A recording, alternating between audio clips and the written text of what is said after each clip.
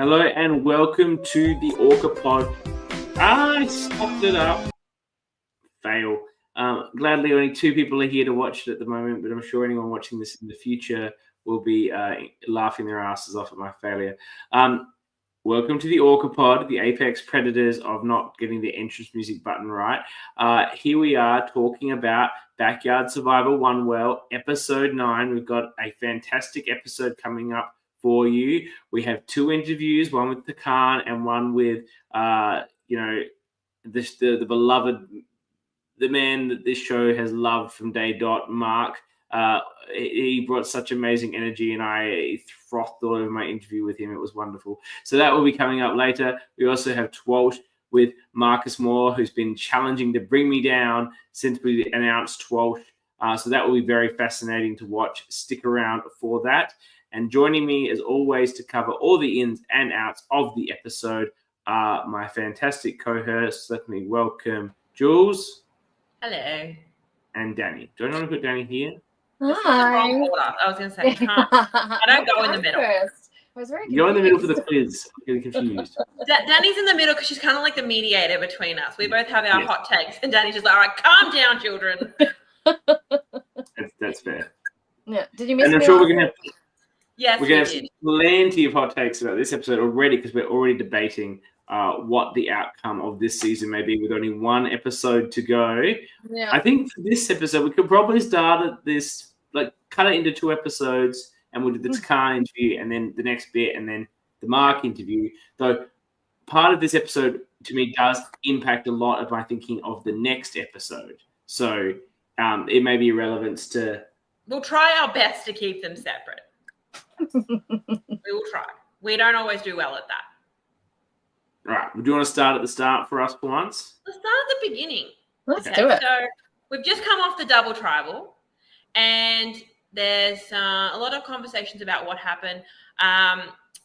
Zoe's there going, they had the chance to get Marc out. Why didn't they take him out? Like, what are you doing? And I'm like, one thing I will say, a lot of my notes this whole episode is Zoe is not an orca, but she's the MVP of this episode. She had so many correct reads, so many correct plays. She had a challenge win.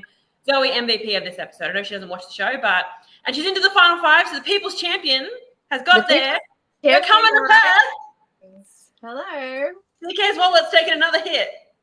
But anyway. We're glad Faye has once again chosen a top 5 finalist. Well done, the Wheel of Fate. The date for Canberra is still to be confirmed, announced sometime soon.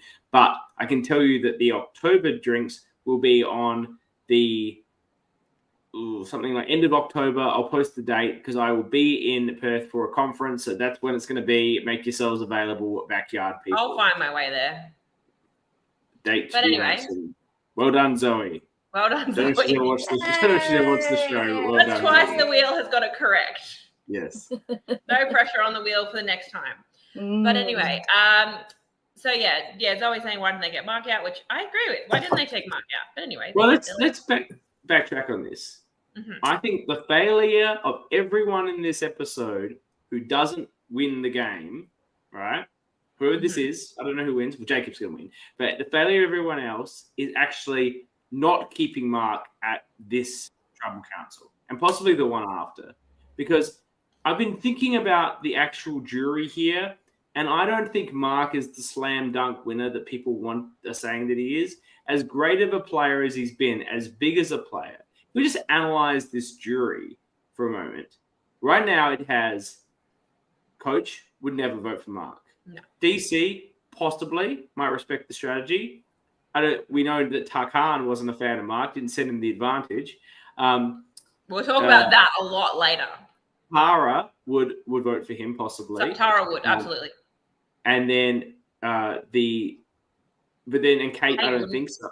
And then you're going to have all the oranges that sort of been wanting to get rid of him. I think they'd vote for the other orange. If it was Megan, if it was Haley, if it was Jacob, they'd just vote for the other one. And Jess and Zoe are not voting for Marc. So I actually don't think with this jury, as good as Marc's game was, he's slamming the win. And so I think for anyone that didn't actually get to the end, they probably needed to use Marc to make those moves. Because I feel that some people are pretty much drawing dead now. And this was the opportunity to change it up. I think if we go back to something we were talking about last week, it's the whole, or whenever week we were talking about it, the whole idea of a resume. Marc has a good resume, but it's the whole resume versus story. He's got a great resume, but what's his story? He's pissed people off. He's been pretty arrogant. He is going to win the Orca of the season. Like, I'm about ready to crown it at this point now, even though we will have an official ceremony later. But if you look at everything he's done, he's found 2 idols, he's done this, he's done that. And that's what all the players are focusing on. But if they took a step back and analyzed the jury like you have, I think you're absolutely correct, but they're just not seeing that. And you don't have enough time to be thinking about that. Yeah. It may have been too soon. I think they're also worried about, the potential for a clutch immunity run, which is, hard. Everyone left there is relatively reasonably physically. Pardon? From Marc. Like, I think that's Marc has been tremendously bad. Marc has been tremendously bad at the challenges. I'm not saying that he would. I'm just thinking when you're at 6, you're in the run of the game. Like, the game is moving so fast at 6. Like, it's just like everything's moving so fast. You're not taking time to analyze the jury that's there. Like, it's just not something that you're doing right at that moment in time. And then you're kind of looking at who am I seeing next to in 2 as opposed to who's on the jury that can vote for me, right? And so in their head, I don't want him at 2. I have the numbers now. I'm going to take that shot. Because as much as he's pissed people off, he's there in 2. He's very convincing. Sure. He's very convincing. I know, and they have opportunity to take him in the next few. That's absolutely reasonable. But the panic in your head of, one, the fucker can find advantages. He pulls them out of his ass at every opportunity. Or he could clutch an immunity win at 3, if they let him get that far. So it's just a terrifying thought. So I understand your thought, but I also get theirs, and it's like, no. And again, it's that 7-6-5 spot that you get those people who are like, who are super threatening. Well, Marcus is coming in hot. Marc is a major challenge threat. That puzzle help alone prove that. Yeah, we know he's good at puzzles, although we can't solve the word puzzle in this episode. But he's an English teacher who couldn't solve the word puzzle. He's clearly flubbing the puzzles. I would not be that worried about that. But I don't think it really matters. I think the point is Jess and Zoe, and you got a different opinion on this, Jules, but they are drawing dead. No, I think Jess is our winner. If the only way that anyone should let her get to the end is because she wins all the immunities. Like, it would be absurd. How have they let her get this far? Because they're not threatened about it, because they're not reading the jury. But all that jury are going to vote for Jess. Yeah, they are. And I think the players in the game are just not seeing her. So I think they're falling victim to, we can get her out anytime we like. If she goes on a run, fine. But if she doesn't, this was the opportunity to take an alliance with Tarkan and Marc and Zoe and take out the oranges. Because the great thing about making an alliance with Marc is not threatened by anyone. Marc will take anyone to the end. He doesn't care. He thinks he can beat. That also means you can't trust him. Anybody. He'll beat anybody. He doesn't care. So he's not going to be threatened by Jess's underdog story. But you can't trust him. He will flip on you in a second.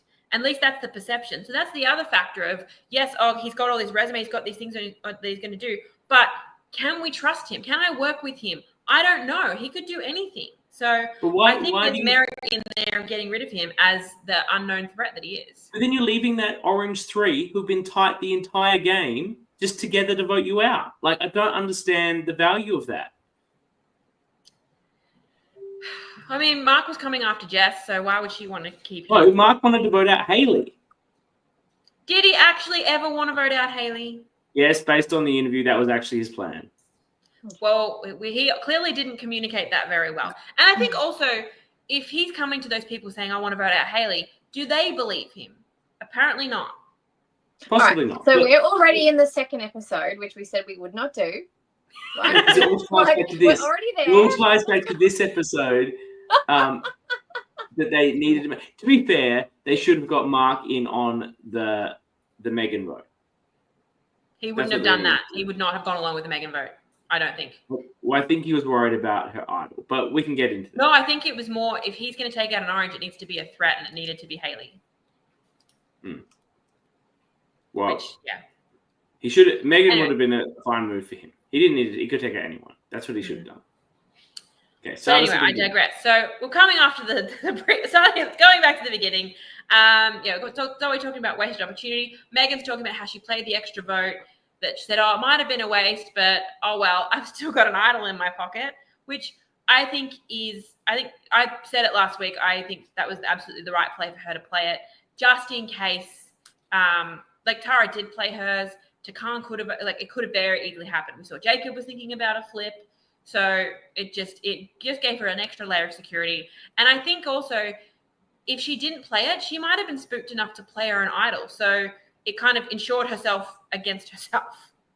So I even though she didn't need to, I think it's still the right call for her.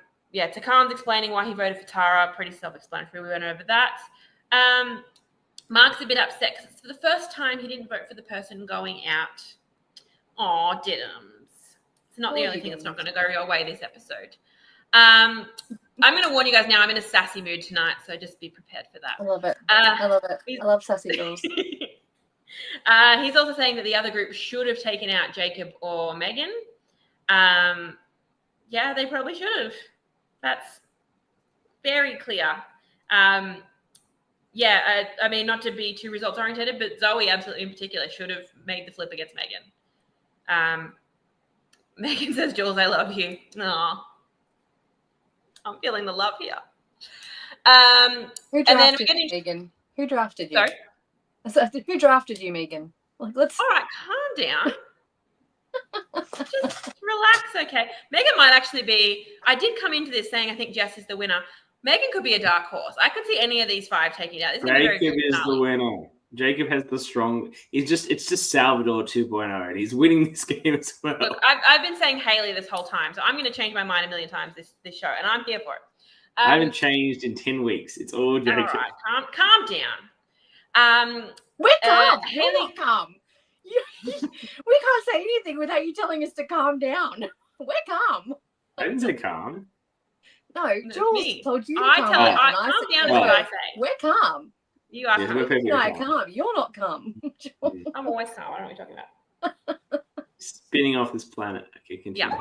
An interesting question from Haley. She wants Mark to go, but she doesn't want to be the one to vote him out, which I think is, again, the right call because Jules is on fire. Yes, I am. Just you wait till 12. I think when you've got a really close ally like that you know you can't beat, it's like, shit, I don't want him here, but I can't be the one to take him out because then I won't get his jury vote. So it's a conundrum. I think Mark respects the game enough that you could still get his vote if you played the game. Absolutely. I think so too. Especially if that final tribal you stroked his ego a bit. Yeah, I wouldn't be worried about that if I was. You were the biggest threat. I had to take you out. Yeah. Would not be worried about that at all. Yeah. And then we get into the challenge where we get the fruits of our final 7 club reward thing. Where they the saddest thing is that Kate was not here to see what a fucking pointless advantage this was. The puzzle took them forever, so they were all there for ages at the same time. I thought the strategies were interesting. Was Jess moving like one tile at a time? Seemed like it. Haley seemed to take like half of hers, and then Jess was there like one. I'm pretty sure one of the people who didn't have the advantage finished in front of Jess in terms of bringing the tile across. It may be Jess is horrible at balance, and that was how she just made sure she got across. You know who I felt sorry for in this challenge? Tarkan. Getting under that fucking beam with that height on his body, trying to get under that beam. I was just like, Salin, you poor thing. There's no way you're getting under that beam comfortably. Yeah, sure you're lanky. I'm sure the height helped him at some point else. I feel like the advantage was meaningless. It was only meant anything for Kate, and we finally got to the challenge, and really it was meaningless. Like, a better advantage would have been you were given 4 of the letters in place, to begin with, or something. Like, that would have been an advantage. I don't think this letter component, the challenge was too hard. Haley coming in with it. Bruh. It was an absolutely useless advantage. Yeah, it was. Yeah. Like, and they knew the puzzle was difficult because they had color-coded them. Yeah, and then they had that as a plan to tell them about it later if they were struggling too much. So that's why they said, okay, everyone, just so you know, there's a different color because you're taking too long and we need to get to the next city. Like, You got told, they're all 4-letter words, and yet all of them are still written there with one well. No, they're all 4-letter words. Yeah. 4. Yeah. Because the 2 V's are someone's always going to spell survivor. Yeah. If they don't know how many words letters are. Yeah. Whatever. But yeah, so Jacob wins. Correct. Jacob wins, and when they get back, Tarkan, thank you, Dani. I'm horrible at limbo. Yeah. You would be terrible, Limbo. Yeah, it's too tall. We get back, and there's a little bit of people asking about the challenge advantage, and Haley's just like, oh yeah, we weren't allowed to tell you. And everyone just kind of accepts that. There's not much more talk about it. Megan's a little bit like, they didn't tell me. And Mark's questioning it. I love Haley just being like, well, Mark's got all these bloody idols in his pocket, didn't tell me about anything. It's one thing I've kept from him. Mark's told Haley absolutely everything. He has. He has not kept a single thing from her. I don't mind that not allowed to tell you. I don't know if I buy it. But the thing is, the advantage was so meaningless that, like, whatever. It didn't matter. Yeah. If one of them had won in an absolute landslide, it might have been a bit different. But I think by the time they got back, they were like, whatever. Yeah. Didn't actually hurt or affect anybody, except for poor Kate, who wagered her entire game on this alliance, threw her beloved pinks away, and got promptly booted unceremoniously for relying on the F7 alliance. Kate. Oh, Kate. Where are we? Some scrambling about what's going to go on. Mark tells Haley, I'm playing my idol. It expires here. And he wants his plan. He wants Haley to get all the votes on him. So he will play the idol and vote out Tarkan. And then because of that, he will get Tarkan's legacy advantage. Really, dude? You really think you're going to get his advantage? Not a chance in hell. I think of the 6 people left, you would be number 6 on that list. The absolute assuredness. He was so confident. That Mark had this that he would be given the legacy advantage if there was any question, has to seal the deal on his Orca award, because he was just so confident that Tarkan could possibly not do anything else but give it to Mark. And then, later we see him being like, he's going to give the legacy advantage to someone. Just to be clear, Mark is saying here he had a very elaborate plan on this. I think he goes into it in the interview. He had a very elaborate plan. So he will talk to this himself later in the video as to what he was actually trying to do. But what I found interesting is, people didn't believe that he was going to play his idol. And he told people it expired and that we don't believe this. I'm like, he's literally telling you to put the votes on him. Like, no one's wandering around telling people to put the votes on them if they're not going to play the idol, right? Yeah. So it must expire. You know what I mean? Like, if it was a different plan, sure, he could be lying. But he's literally saying, vote for me. Yeah. And I mean, Megan has a valid reason to not believe it. She's like, well, mine expires at Final 5. Why would his not? Because there's too many idols. He's got but his is the bounty advantage. That's what he gets for the bounty. Hers is a real found idol.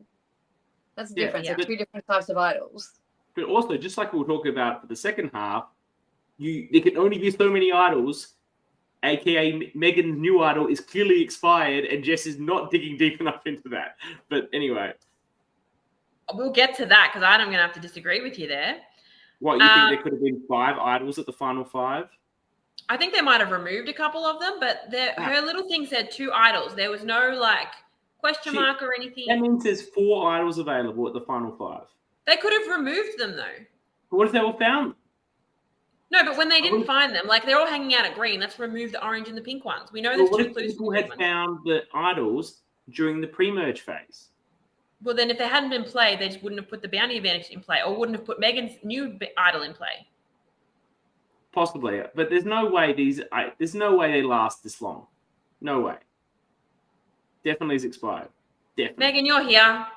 When did your second idol expire? Unless it's a spoiler and you're not allowed to tell us. But anyway, but that brings us to Tarkan, Jess, and Zoe's plan that had a step-by-step plan on the screen, which I loved that. It was so good. Except the plan was flawed. tremendously The flawed. plan was flawed, but I love that the steps were on the screen and we saw little flashes of them walking up to vote. We saw Mark swinging his idol around. Like, Brilliant editing. Very well done. Yeah. And look, Mark was trying to throw Haley's name out there. There was an idea we're going to get votes on Mark. So it wasn't a terrible plan. I just think that the 4 Oranges were like, what the fuck are we doing? Let's just vote together. Let's not be idiots. Well, Mark had a plan. He just couldn't. Mark had a plan. Mark always has a plan. Mark has a 24-point plan when everyone else has a 2-point plan. My major issue here is I just don't feel like I get playing safe until to a later point in the game, the end game. But this is the time where you've actually got to do something, and no one seemed really interested in doing something. And I just think that's not the way what to be doing at Final 7. I suppose if you're one of the 4 Oranges and you make that move now, if you see Tarkan, Zoe, and Jess as a tight 3, you don't want to sacrifice one of your own and be in a 3-3 next time. So from their perspective, Mark, 24 points with 8 appendices. Yeah, that's accurate. I don't think Tarkan and the girls as a tight alliance. But they could be. That's the thing. You sit there and you're going through all these what if this and what if that. Mark knows in his mind that it's him, Tarkan, and Zoe is a 3. Well, maybe he's out and Jess is in. So you wouldn't run the risk of potentially going to 6 next time when you can take out one of those and then swing back. Which I think is what this is what they did. In Good Survivor, tight alliances shouldn't exist at a Final 6 anyway. It's all about optimizing your own outcomes. Well, for a tight group of 4 to go far together, it's an optimal outcome for one person. Yeah, it's fine for the Oranges, but except for Mark. I actually think Mark should have been flipping here. That's really puppy. Absolutely. And he says, this is the next point, he knows that he's on the bottom of the orange. He knows that as soon as they don't need him anymore, they will vote him. And that's exactly what happens. Spoiler alert. But anyway.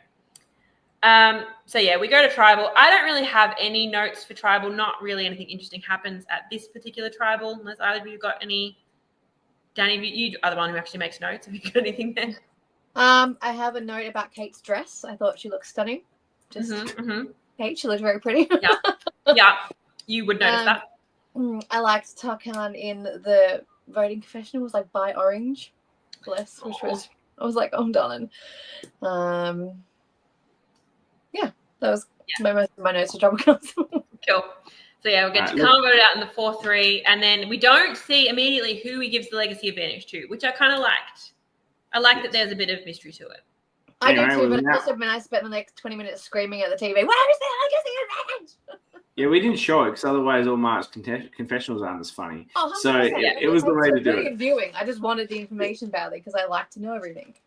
Yeah. So we're going to bring in the interview with Tarkan, and we'll be back. Stay with us as we watch this interview with the legacy advantage king.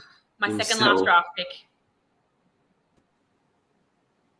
Hi, Tarkan. Welcome to the Orca Pod. So good to have you here.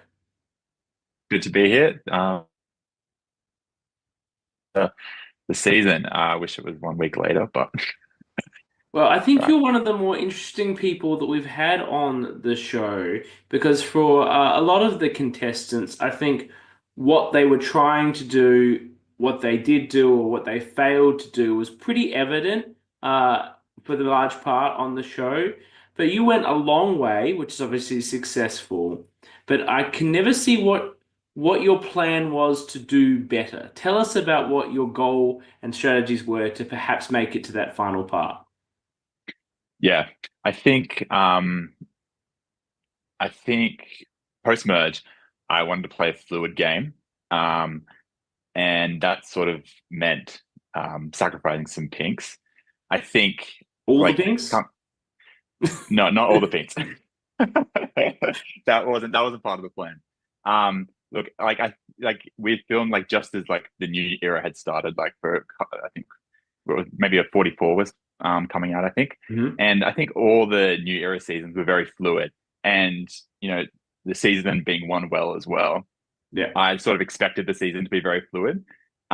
So that was my game plan. I knew that I probably had the best connections with the most amount of people out of probably anyone in the game because I met with been on the tribe with the pinks, and I had good connections with the orange people from that green tribe. And I also got along well with the Zoe and Jess too. So I was really confident going into the merge, and I sort of thought that I could sort of sit back and know that it was a final two. I didn't want to play too big of a game too early, and then I would sort of just trust in my connections at that point. To make a move with probably one of the orange people, but it just didn't work out. I was pushing for it a lot, and they were telling me throughout the game that they would make a move with me eventually, but it just never happened. So I think, what I could have done better is probably pushed a bit harder and kept the people around that I knew that I trusted more, rather than just trust in everybody essentially, and that that I think that's essentially what I could have improved. In terms of the legacy advantage, it's something you've been branded with the entire season. There's three questions at three poignant moments I want to discuss the legacy advantage. Perhaps we'll start with right at the beginning. Did you know that Coach was going around telling everyone that you'd shared with him the advantage you found? And how did that impact your relationship with Coach? Yeah, I think I might have heard about it a little bit on Pink Tribe, but it was confirmed by Megan on the Green Tribe that Coach was telling everybody. And then that's sort of just shook me a bit, and I didn't really understand why he did it. And because he's a very loyal guy, and I believe that. But I just didn't see that as a very loyal move. I just thought it was very random. And that did impact my relationship with him, because like at that merge tribal council, I just didn't want to play it on him. I was probably more of an emotional decision, but I knew that everybody knew I had an advantage solely because of him. Jess, I don't think Jess told anybody. And that probably is what sunk my game in the end. But that definitely made me not want to play it on him at the merge tribal council. Like, I love him. But that was a bit. Well, let's wild. dive down on that, because that was your opportunity to play it. I get the positioning, but strategically, it may have been a good move for the Pinks, and it may have been a good move for you, in that it seems like part of the reason you went when you did is because people were worried about the fact that you'd be immune on the next vote. And we discussed that on the show a lot, about when best to use something like a legacy advantage. And the first time you can is perhaps the best strategy. So do you have any regrets about perhaps playing that earlier? Yeah, I think what probably would have been ideal would me not win that immunity and just play it for myself. But because I'd won the immunity, and I was like, oh, and I just didn't want to play it on Coach, because like, I think you said this in the episode as well, like if I'd played that legacy advantage on Coach, I would have been like just as big a target as anybody else in the game, and I would have gone next, or the next few votes. Yes. So like, I think if I maybe played it on like Tara or Kate or something, just to get rid of it, I think that would have been a good idea. In retrospect. Or you could have not taken the immunity. That was a choice, of course. I know, but I just thought it would look really sus. Like, and Haley, I remember standing with Haley in the line, and she was like, before we did the challenge, and she was like, if the first person to complete the challenge doesn't take the immunity, like, that's so sus. Like, so I was just like, oh, just for optics, I'll just take the immunity. And like, I'm glad I did, because I got the necklace, and I didn't win any other immunities. So like, that was a bucket list item. Yeah, absolutely. Yeah. The third point, of course, is this episode you've been booted. Now, obviously, you didn't get that chance to bring it to the next point, but you did get the chance to bequeath it to somebody. Now, you came into tribal council, and your reaction was visceral of positivity. Mark picked up on it. You obviously were saying, I gave it to Jess. Zoe's got the necklace. This is amazing. I'm going to fuck up this orange shit. But then the disappointment that Jess didn't even play it. How do you feel about that? Yeah, I was a bit disappointed, to be honest. Because I'm like, oh, this thing has like driven my entire game. I got fucked over because of it, and it's not even getting played. But yeah, like Jess had it, and she has a choice what to do with it. And yeah, we'll see what happens in the next episode as well. But Do you yeah, wish that Mark's manifesting that you give it to him actually eventuated so that the legacy advantage, which defined your game, could have been especially relevant at this vote? yeah, no, that's true. That's too selfish. I think I just wanted one of the oranges to go, like more than the legacy advantage to get played. I mean, yeah, I thought it was pretty funny that Mark thought I would give it to him, to be honest. He was certain, and that's the awkward energy we love from Mark. He was Yeah, just absolutely certain you'd give it to him. no. Love that. Yeah, no, that was like that did not cross my mind once, but Was it always going to Jess or Zoe in that yeah, circumstance? yeah, Well, they like voted with you. yeah, they voted with me, and like I think the logic with the legacy advantage, and it probably wasn't the best idea to tell everybody about it, but the fact that I thought that like, especially the final seven, if like the advantage is going to be in the game regardless if I'm in the game or not. So, and I think I'm like at least know as smart enough to know if if you vote for me, I'm not going to give you the advantage. Like it's going to be very hard to blindside me, pretend and me not know who voted for me, and then for me to give you that advantage. So I think it would have been smarter just to work with the known quantity that I had the advantage, and that I could be a great number for anybody that wanted to work with me at the final six. That was my logic. But yeah, it didn't play out like that. But and it probably was a mistake telling at least Mark and Megan about it. But yeah. Our favorite question for the Pink Tribe is who would have gone if you had gone to Tribal Council pre-merge? From speaking to all four of your original Pinkies, it really does seem like it would come down to what you wanted to do.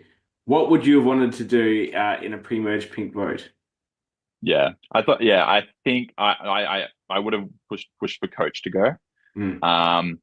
And then I reckon DC probably would have pushed for Tara, and then Tara pushed for DC, and then I would have tried to calm them both down and get out Coach. I didn't want to get rid of Tara or Kate, and I wanted to keep DC in my back pocket as well. But at that moment I would have tried to get Coach out. Because I think I really wanted to work with the other three. Speaking of obviously Coach and the legacy advantage of being caught finding things, Coach wasn't the only one to catch you. Of course, DC caught you picking up rubbish, being a very conscientious environmentalist that you are. Did you have any doubts that he believed your story about that? I don't know. I just thought it was so stupid. Just at the time, I was just like, I felt stupid for doing it. Yeah. And then I don't know if I actually showed him the piece of rubbish eventually. But I just thought like there was just so much happening in the game that I was just like, this is just something I don't need. And like that, like I knew everybody knew about my other advantage, and I'm like, I don't need like another thing just like on my back with this like rubbish idol. Like, it was wild. I like we got along well like after that, so I assumed that he believed me. You must but be that was just wild. You must come across as a very genuine person when you want for people to believe something like that, because it was the truth, but it's the sort of truth that people wouldn't believe in a game of Survivor, particularly one where there's advantages everywhere in this game. Did you were affected by all of these advantages? There were plenty of advantages. How did you find navigating such an advantage-heavy season? Did you anticipate that to be what you'd be playing with? Yeah, it was a little bit it was a bit frustrating as a player, especially like hitting the merge and just like knowing about so many. Like I knew about I think most of them, but then the uncertainty of like, is there actually more? Like because we never found when I was like in the game, there was like the idols on all tribes that I think weren't found. Like it was just a lot going on with all the extra votes, all the bounty idols, my legacy advantage in the back of my head. It was a lot to manage, and I feel like I was never going to go in there and like be one of the people that focuses heaps on advantages and utilizing them. I like my strength. I think was my social game, and I think those advantages, sort of affected me. It limited the ability for me to utilize my social game as much. So yeah, like it makes it's fun. But in the game, like I didn't love the amount of shit that we had to deal with. Well, we don't want to be too begrudging on the host, but we'll say it on the show. No. They know. We love Carl and Brian. Yeah. I had one final question that was sitting in my mind. Well, sorry, I guess this. That's okay. I have it now. It's back. The fate almost determined you to be the people's champion. It was the smallest sliver on the selection wheel. Ultimately, it went to Zoe. Coming down to it, had you made it one more, was Zoe won the challenge, but maybe you'd win the challenge. Who knows? Your boot, though, has resulted, I think, in it being assuredly a situation, and also, of course, you're handing off the legacy advantage to that group in case you didn't win an idol. That Zoe would make the finale, and therefore result in me having to come to Perth and cough up $1,000 for the backyard community. How proud, how excited were you when you saw Zoe was the people's champion, and proud of your part in getting her to that outcome? Yeah, no, it was so good. Like I would have been so pissed off if it was me. I would have let like myself down, let everybody down, let Perth down. So I was like so happy that it was Zoe. I'm so happy. I'm living in Sydney now, but I think I'll travel over to Perth to party with you guys. The date should be announced soon because I'm going to be in Perth for a conference later this year, so I'm doing it then. So it will be announced soon. It'll be in October. But dates to be confirmed soon. Assuming I'm just touching base with Carl and Brian on that. But thank you again for coming on, Tarkan, and for being such a fantastic character in a season of many great characters. I think you provided a lot of content that was really, really positive. I think you had a good mind for the game, but you had a real genuine positivity about you. I think your confessionals were particularly endearing, as well as being informative and storytelling that were very positive to watch as a viewer. So thank you very much for that.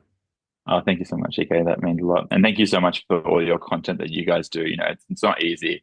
You contribute so much to the community, and I know it's a highlight for me, but all the players, and to see what you guys have to say every week. So yeah, we all really appreciate it. Thank you. And we do appreciate the platitudes, but frankly, myself and Dani and Jules just love hearing the sound of our own voices, and the fact that people want to hear them too is of course, lovely, but frankly, we get it because we're orcas and everyone loves to hear people talk about them, don't they? Exactly, don't we all? Yep. Why do you think we did all this? Yeah. Exactly. You love to see yourself on screen. Thanks again, Tarkan, and I wish you all the best. Yes, okay. Thank you.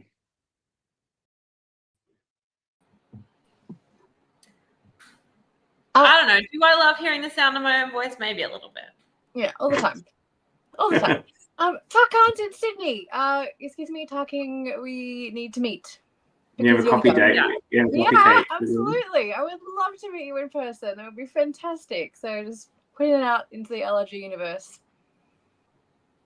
That's exciting. But hopefully he can still come to Perth when we have the People's Championship. He says he's going to do it, so that's good. Okay, so anything from that, or should we just move on to the next? He's keen. Next episode. I'll DM you. Ooh. All right, make sure there's photos on the Orca page. But we move into the next part of the episode. Jess and Zoe are on the outs now. I mean, I think they've been on the outs the whole pre-merge, but now they're confident they're on the outs. Megan had a fun moment where she's like, I actually felt bad about voting for Tarkan. Not anymore. Yeah, she doesn't care. He voted for her, so she can vote for him. And then asshole Marc returned. Just, he was here last week and then he was gone. And then he's back because he says, here's the thing, Zoe. Here's the thing. I didn't get Meg's name at all. And she's like, I didn't get Tarkan's name. Like, bro, she doesn't know you shit. She doesn't have to tell you. I think he's making the point. She's trying to blindside you. But he doesn't need to be blindsided. He wasn't the vote. I think he's saying he would have come along with the vote if he knew that was the plan.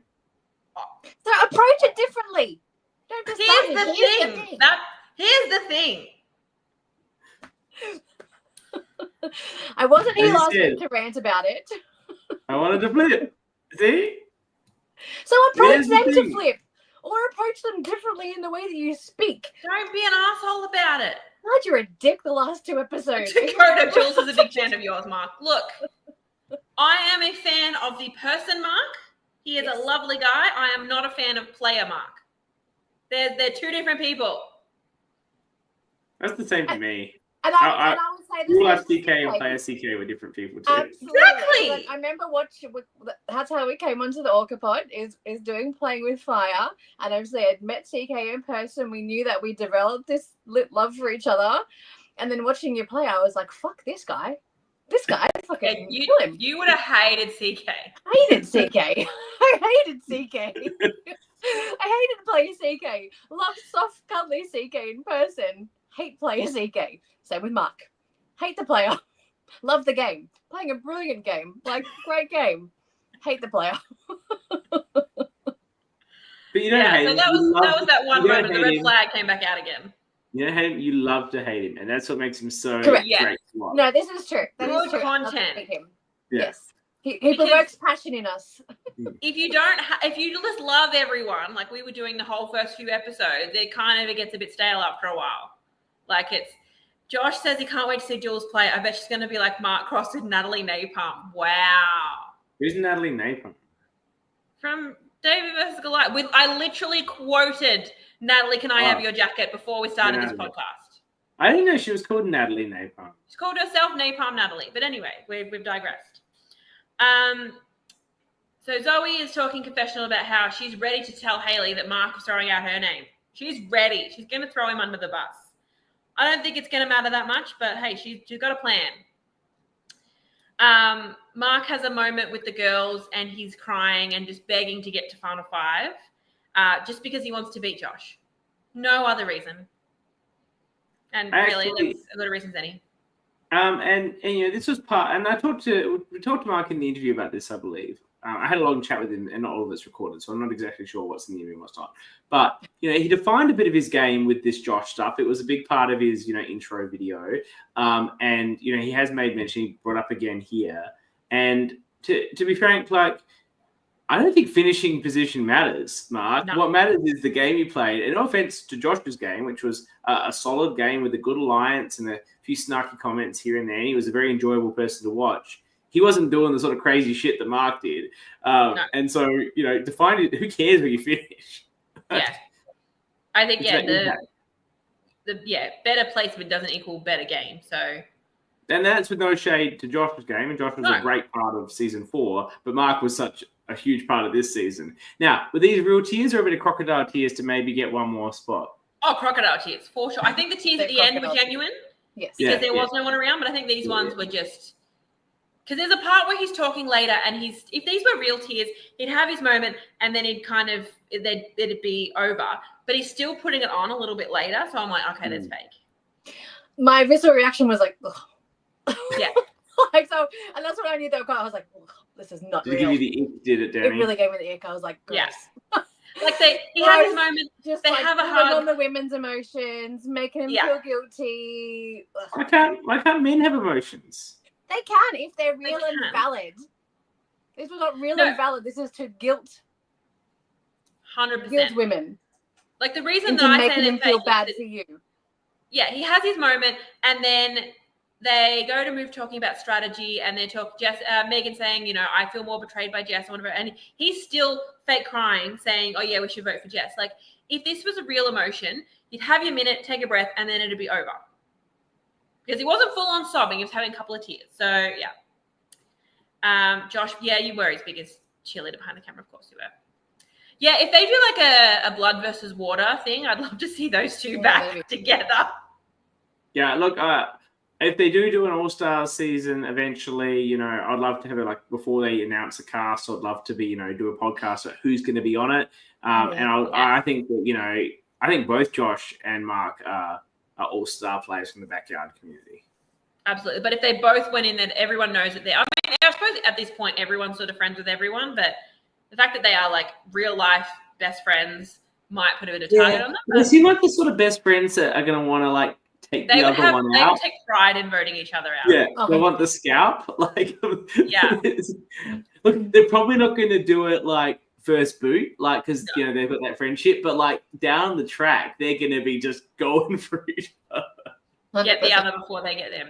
But Mark is saying the game bots have feelings too, and I'm sure you do have feelings, but these ones were not real. Yeah. Anyway, we're calling bullshit. Jess is appealing to Jacob, being like, you know, use me and Zoe to get one of them out. Because if you take us out, then you know what's going to happen next. Use us. We're not winning this game, but take us a little bit further.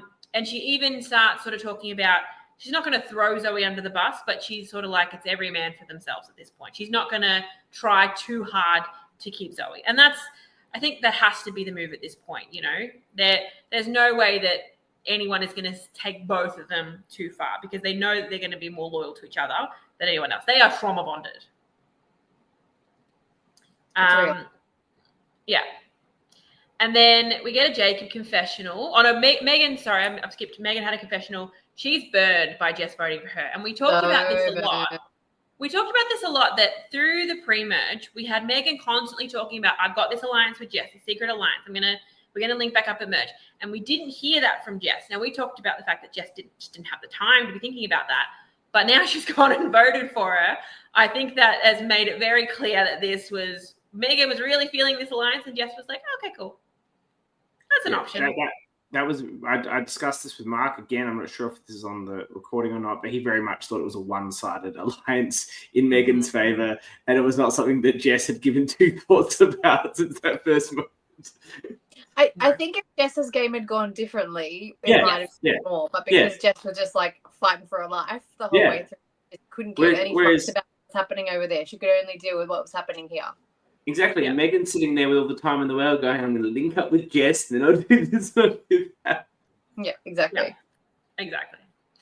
But yeah, Jacob's having a confessional where he's talking about his threat level is going up. You know, he's now won 2 challenges. He got the battle back. People are going to start to look at him, and then he has a thing about maybe I'll take Mark to the end. And I'm like, dude, why? Why would you do that? Who'd beat Mark? Anyone would beat Mark. Discuss this. The jury but I would wouldn't not be. I wouldn't be taking Mark to a final 3 because Mark will cut you.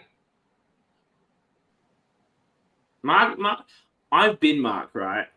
I'm not as good as player as Mark, but I've been Mark. And when you have the confidence that we have, you don't give a fuck who you're bringing because you can beat anyone. That's how good you are. Like, legitimately, you do not have to worry about it. He's serving David Jennett, who votes out Mo over Sean because he wants to win unanimously instead of 9-1 or whatever the vote count was.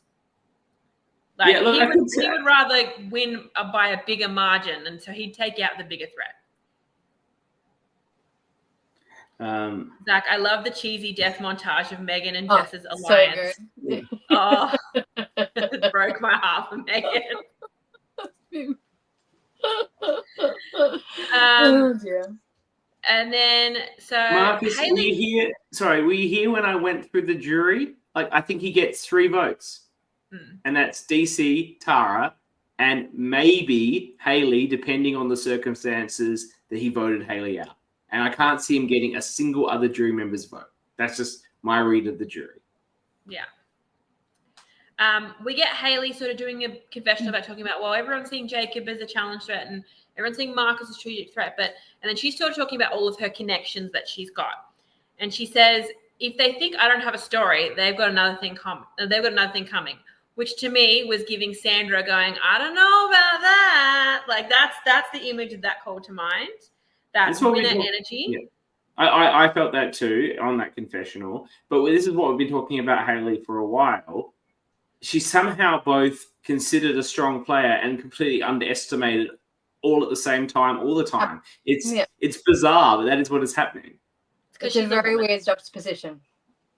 It's because she's a woman. I think obviously that's more likely to occur for a woman. There's other women in the game, and I've seen other women play. Because she's closely linked with Mark and Jacob, So there's these big guys that are doing all the big moves, that are winning all the challenges, and she's just kind of with them. But in my mind, I see her as being the one in a bit more control. But maybe that's just wishful thinking on my part because she is my winner pick and I love her. I think she is in a lot of control, but I think we're seeing that as the viewers. I think she has an incredible... Is the jury seeing that? Yeah. No, probably not. It's all, but she has a lot of influence on a lot of people, and particularly both Marc and Jacob. But I do appreciate that the two of them are probably getting the credit for their combined decisions. Yeah, I agree. And then we get Marc talking again about the legacy advantage, and there's Michael from season 4. Well, I don't have a legacy advantage for you. Killed me, slayed me. It was fantastic. I don't have that for you. I love seeing every time production talk to them, because normally that stuff gets edited out, but I love that we're seeing who it is and what they're saying. Like it's just it's a fun little editing note. So they started doing that in season 4. I love that little move. When they're the old players that you know and you love. I also really like that. It's a really nice touch. Yeah, it was just very blunt. Like, sorry, I don't have anything for you, mate. Like, yeah. And then we go to the challenge. We've got now. I have a bone to pick with this challenge. Oh, here we go. Depending on how the stations were selected, if it was not a random draw, then it's absolute bullshit, particularly for Jacob, but anyone down the end, because only at one end you could see everyone's tower, and at Jacob's end you could see nothing. So if it's random draw and you get the dud tower, so be it. But if they were just assigned things, that's completely not fair.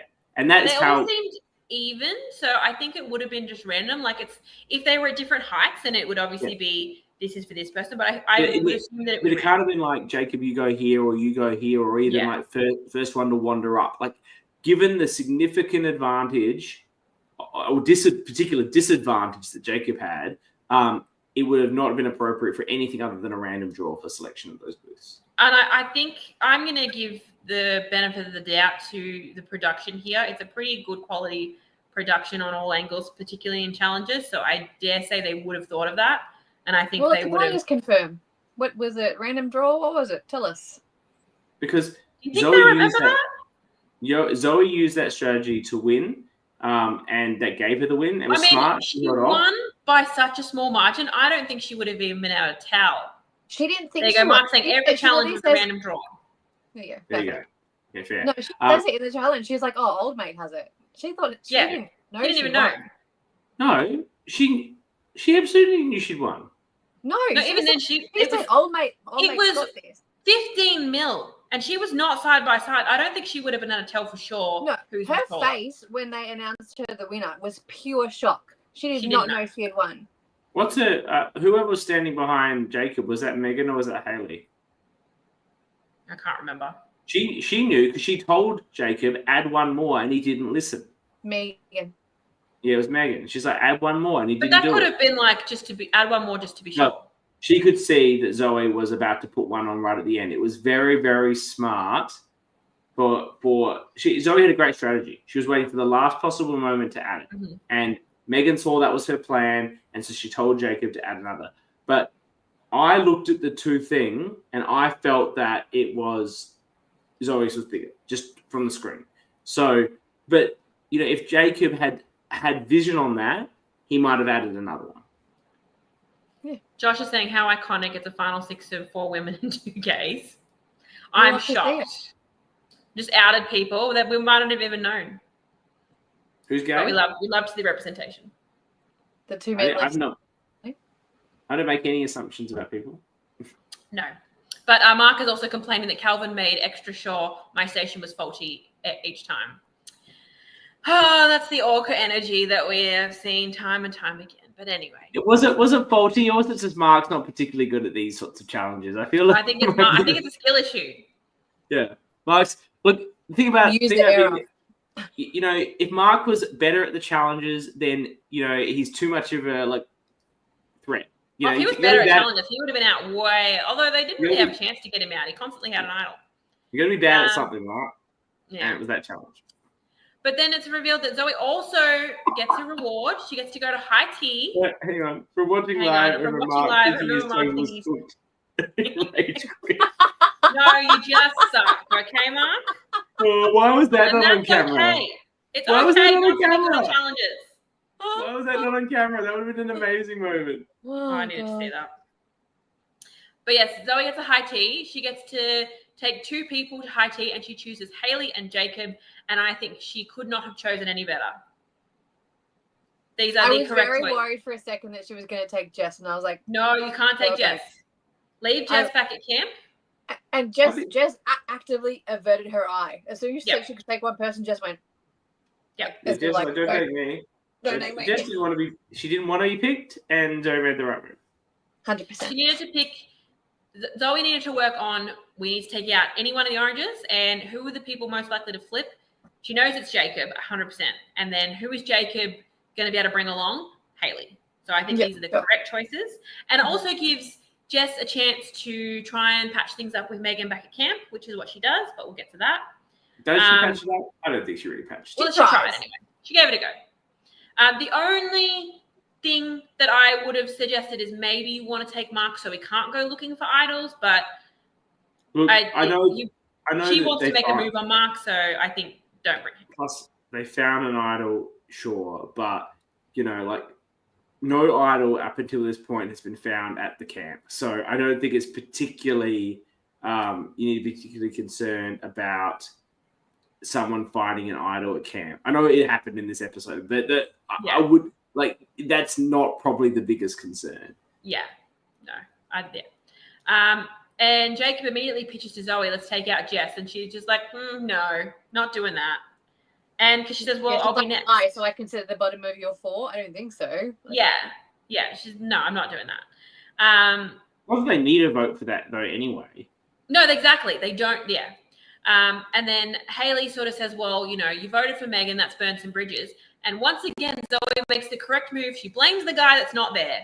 She goes, that was Tarkan. He was pushing Megan and we just went along with it. That's perfect play. Mm-hmm. I think anyway. Like, I agree. what's Tarkan going to say? He's on the jury. He can't say anything. So, yeah, right call there. Well done, Zoe. It's not – you still put the name down, but I agree. You don't want it to make it like it was your plan. Yeah. So then back at camp, Mark is off idol hunting, and they consider going to follow him, but then they're like, "No, we're good."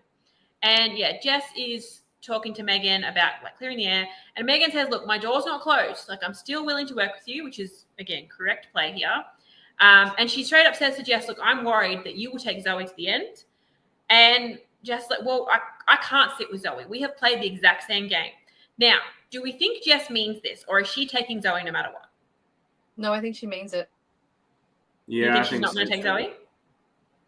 I think she might lose to Zoe. I think. In what world? I don't think she loses to Zoe, but I think in her mind she is thinking, if I get, I'm going to cut Zoe, no problem.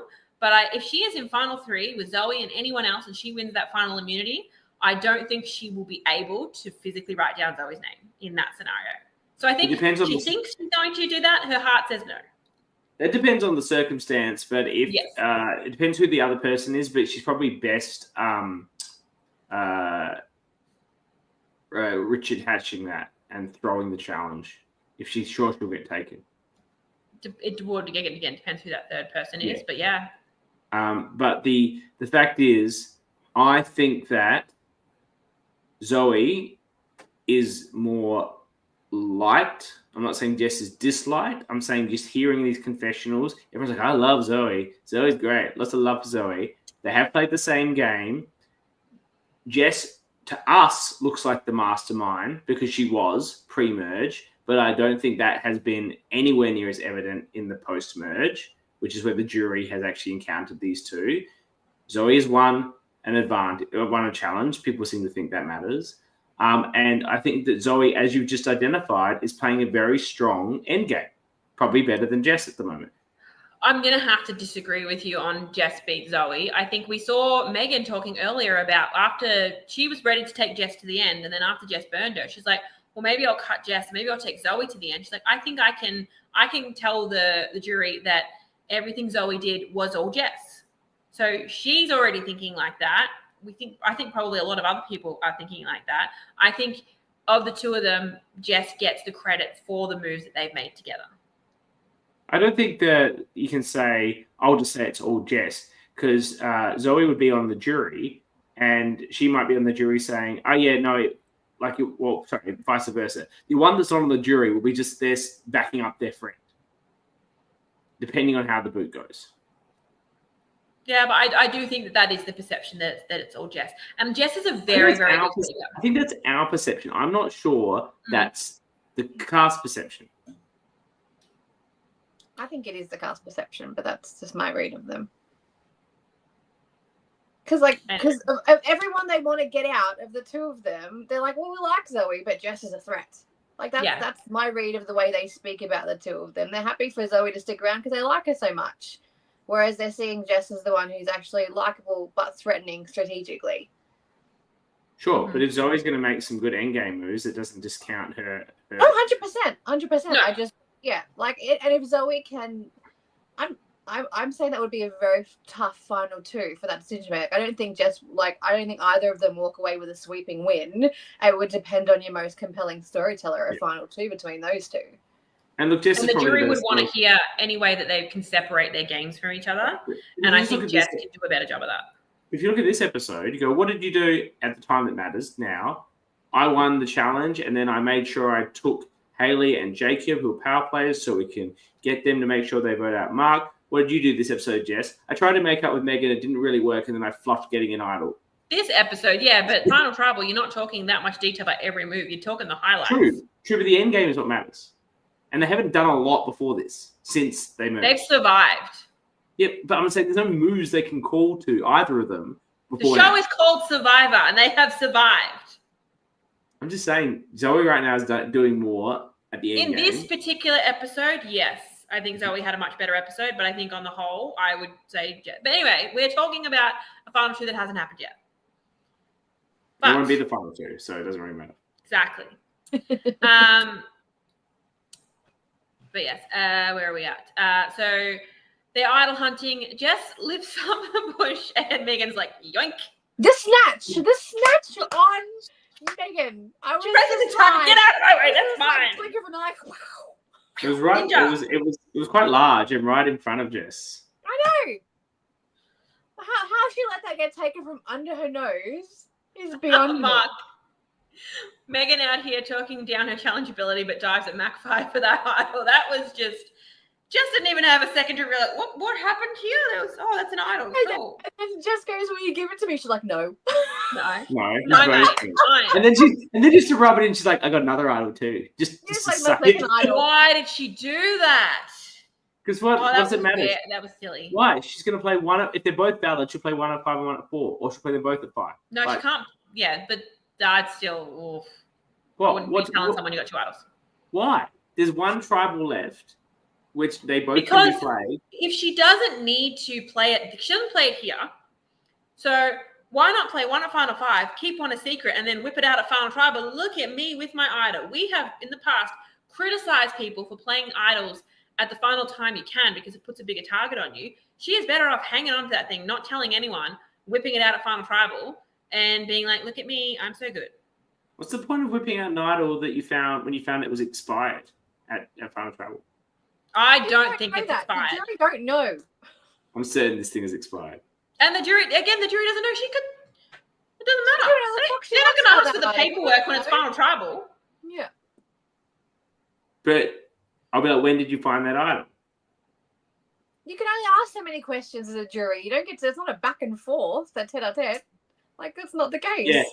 Marcus makes a good point here, and it supports Jules' point. Exactly. Yeah. Megan is increasing her risk level, her risk profile as someone to have I think she was very underrated coming in, and now it's like, look at me.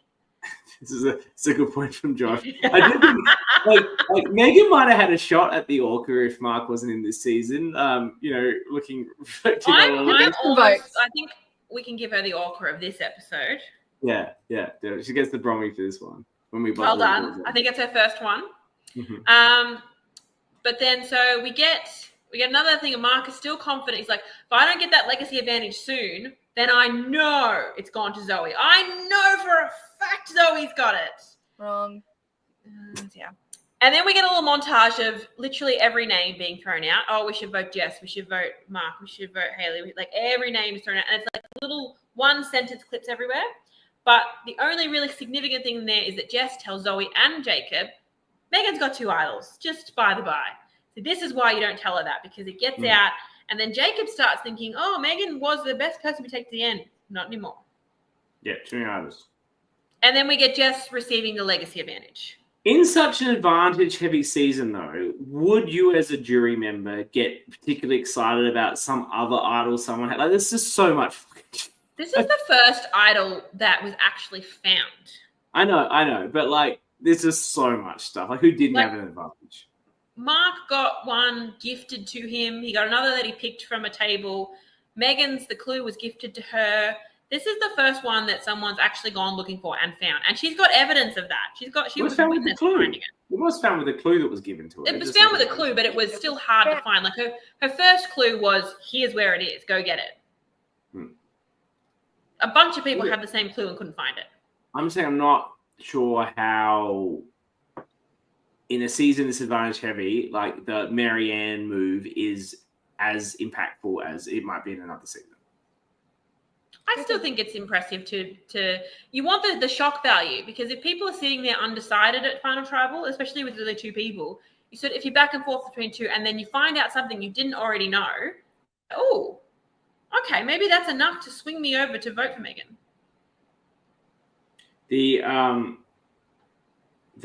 thing though that I felt with advantages on this tribal council, and I think it's an important point to discuss, Jess's decision to not play the legacy advantage, I think is an incredibly poor decision.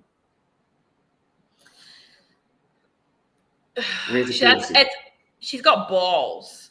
Or she's got ovaries. She's got massive ovaries to not play that. Ovaries, so she's going to say, I had faith that the vote wasn't on me, I suppose. Like that's what she can say. I was that certain of my position in the game, I didn't need to play this advantage. But I feel like, number one, the person who just gave that to you wants to be relevant and wants their story to be relevant. And for Tarkan and how excited he was to see the impact he was going to have on the game once he left the game, to then see it not even be played, even if she's not going to play it, I think the move is, you know, I've got the legacy advantage, right? Just pull it out at tribal, but don't play it, because then you can say that in a way drove the Marc outcome, right? Marc getting booted. Could it be a case of she was concerned it might trigger other advantages to come out? Because if Marc is being blindsided here, which I think is what she thinks is happening, if he thinks the votes are on her, because he's the idol king, they're all seeing him as the guy that finds 1 million idols. So what if she plays it and that triggers him to play his idol? That's the only thing I'm thinking that might have been her reasoning. But who cares? She's safe. Zoe's safe. Who cares? Yeah. But she wants Marc out. Sure, but I don't know. I feel like this is a misplay. I feel like if she gets to Final Tribal, it's like, hey, I had the legacy advantage. I don't think that has much impact. They're all going to know it anyway, because Tarkan will tell them that he gave it to them, so it's not going to be a shock value. I just feel that revealing that she was bequeathed it, whether she plays it or not here, would have given her a more credit. And Rosie makes the exact point here that you never know for sure if you're safe and it's worth a sum of that vote. Yeah, I still think she absolutely should have played it. I'm just trying to play devil's advocate and think about what's her reasoning for not playing it. And that's the only thing I can think of. Because she knows Megan has 2 idols here, so she doesn't know what the other 3 are doing. Like, whether that the vote goes the way it does. She thinks like maybe Megan plays one on Marc, which is what he's trying to get her to happen. And then they re-vote. And then she's up again because she hasn't played a legacy. Which you can play again, but like it just makes it messy. Yeah. Well, I don't know. I don't know if you can play it on a revote. You have to play it the first time. No, if all the votes get nullified, you can't then play. But I think if idols get played for Marc, she's pulling it out regardless. The thing is, that's why she didn't, because she didn't want an idol to be. That's what I'm saying as well. Yeah. Thanks, Marcus. I'll go soft on you tonight. Thanks for agreeing with me. Do we ever we've got this interview with Mark? It is a longer interview, surprisingly, but it's a good interview. Should we get into that, or do you have anything more final to talk about for the episode? Just loving that we see Mark crying. This time, I think he's legit tears, and Amy gives him a hug, which I would just love to see. Bless. Let's do a final 2 prediction. We're all here. Do we want to update the draft first and foremost? I believe a while ago I said Dani was going to run away. Episode. Like it's going to be long. Yeah. I did say that I think that Dani's out, but I think now I might be wrong about that. So going into the finale, we have the People's Champion still alive. Dani has 2 people left. CK and I have 1, but I have Haley. So I'm going to return. I've done full circle. Haley's still the winner of the season. But going into it next. I have Jacob the winner. CK, you are on 28 with 1 player left. I am on 35 with 1 player left. Dani, you are on 24, but with 2 players left. And I would be shocked if you don't have someone in the final tribal. I think definitely one of those 2 girls are getting there, and I wouldn't be surprised if it's both of them. So Dani might be going 2 for 2 on draft wins. So Joey Megan. Sorry. Joey Megan. Who's Joey? Jacob Megan is the final. Didn't you want Jacob and Zoe? Well, that was what I was manifesting. Because that gives me a great outcome. But my actual prediction is Jacob Megan. Okay. And who wins? Jacob, as I've been saying since about episode 2. Mm-hmm. What about you, Dani? What's your prediction? I'm just going to back my girls. Give me Jess and Megan. Give me my top 2, final 2. Let's who's go. Winning? Huh? Who's winning between the 2 of them? Jess wins? Okay. I'm going to back my girl, Haley. And I think we've seen a lot of foreshadow, her talking about how she wants to work with Zoe. Zoe wants to work with Haley. So I think I'm going to see a Haley and Zoe final 2 with Haley taking it out. I did say at the beginning of this episode, I think Jess is our winner, but I've come full circle and I'm back on the Haley train. Get us into the Haley train. Get it? I'm not retconning anything, Mark. I always said I wanted it to be Jacob and Zoe. That's what I was manifesting so I could win the bet. But I've never actually thought that Zoe was making the final 2. It's what I want to happen. This was me last season saying that it was I needed Pauline to beat Eden so that I could win. All right. We're going to go to the Mark interview. Then we will come back for 12. Back in an hour. It's 25 minutes, okay? But it's a good 25 minutes. Yeah. Hi, Mark. Welcome to the Orca Pod. Great to have you on. Thanks for having me, CK. It feels so good to be at home with the other orcas. Well, it's not official yet. We have to have a vote, but I think you'd be hard-pressed to lose it. But, we'll have to see. Democracy has to do its thing. You were so obsessed with your performance and benchmarking against your best friend, Josh.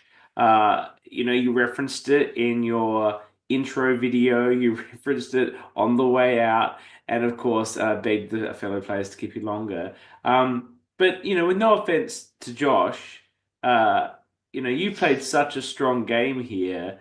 Were you not of the view at the time that the things you were doing were a next level play?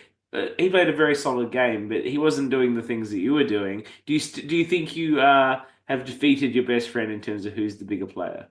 Well, I think perspective is everything. Like, I'm not the person I was in 2023 when I played this game.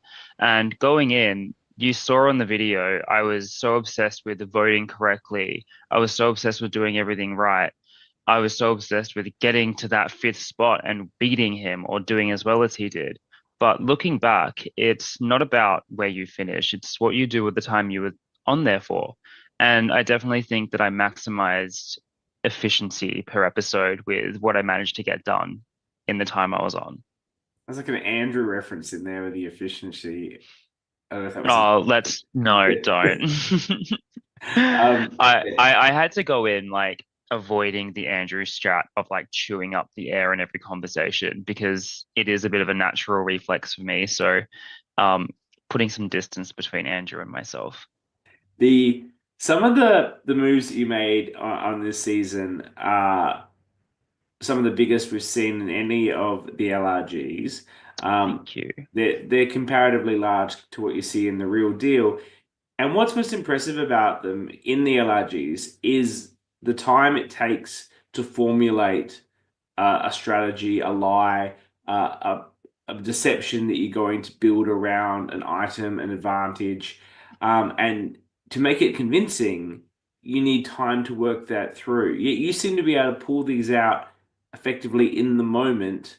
Did you realize you were so good at creating false narratives in such a pressure cooker situation?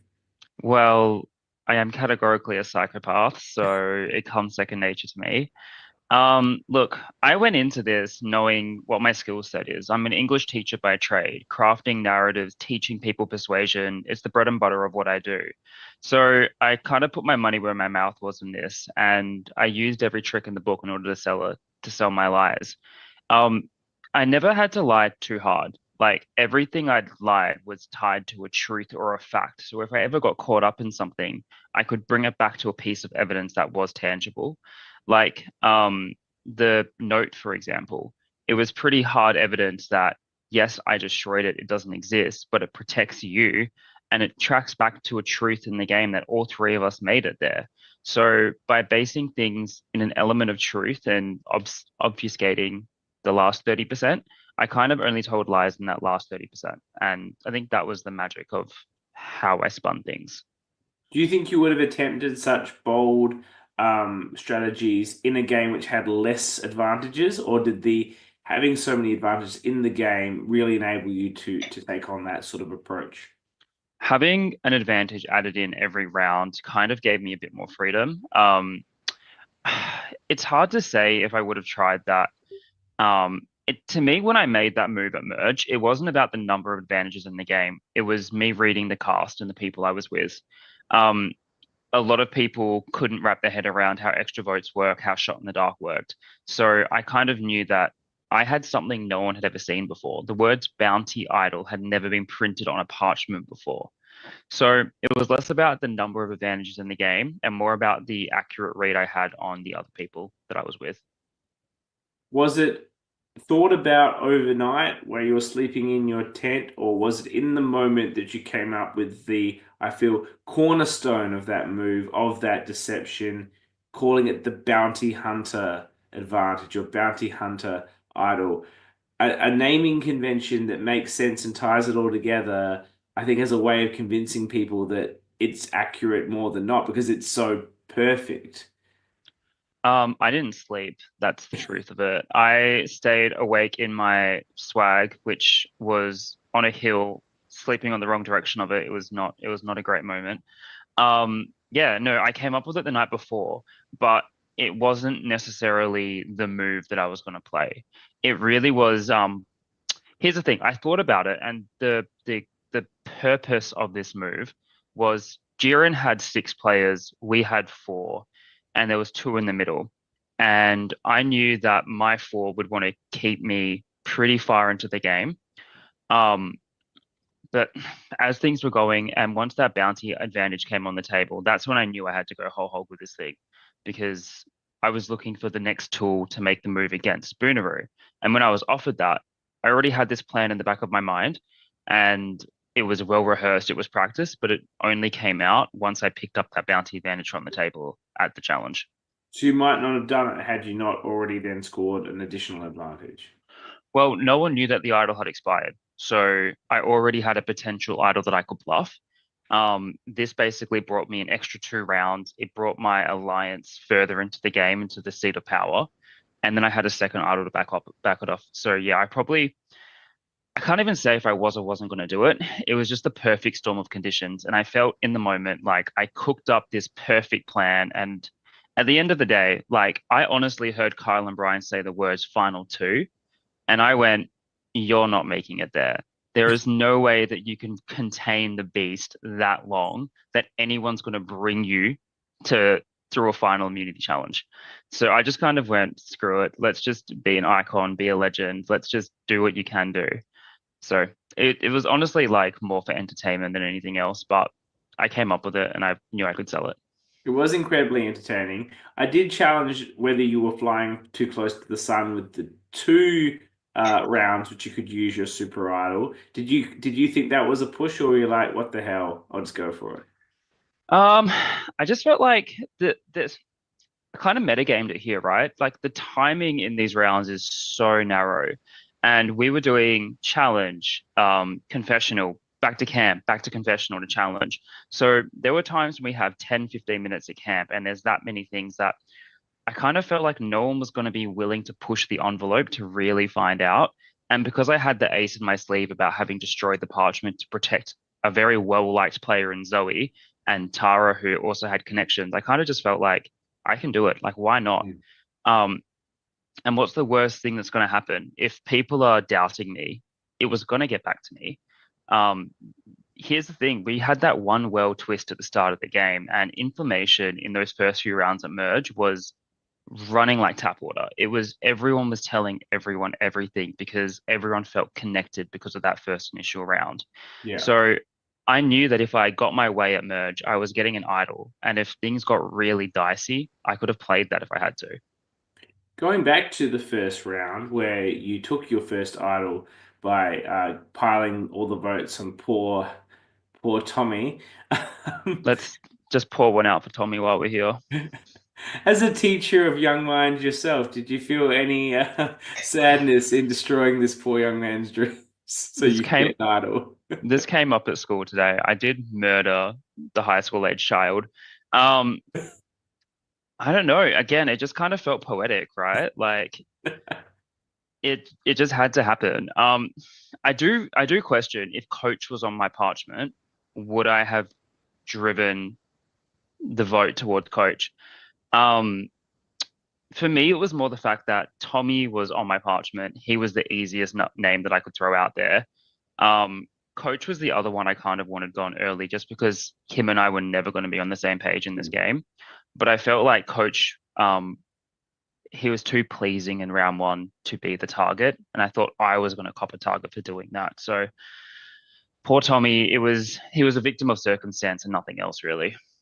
How did you feel though? Look, it didn't matter, obviously, in such a big tribal, but to get a vote, how did you feel about that? And then equally, when Altus simply confessed to you that it was his vote, how are you reading that situation as such a big player? Okay, so that vote was terrifying. I think you guys clocked it on the pod earlier that like I kind of had everyone going along with my plan really early into that scramble. And we thought that Hourglass was just done. We thought it was like going to be a quick 5-minute vote, push it. It just kept going and kept going. And I knew that every minute that Sand was ticking, it was more likely the votes were going to go full circle on me because it's obvious.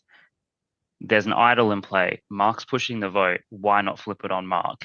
So that plan to come for me got leaked by Tara, and I knew that it was being pushed by Altus. So as soon as my name came up, I knew it was him. There was no question in my mind. Okay. I expected it. I did it.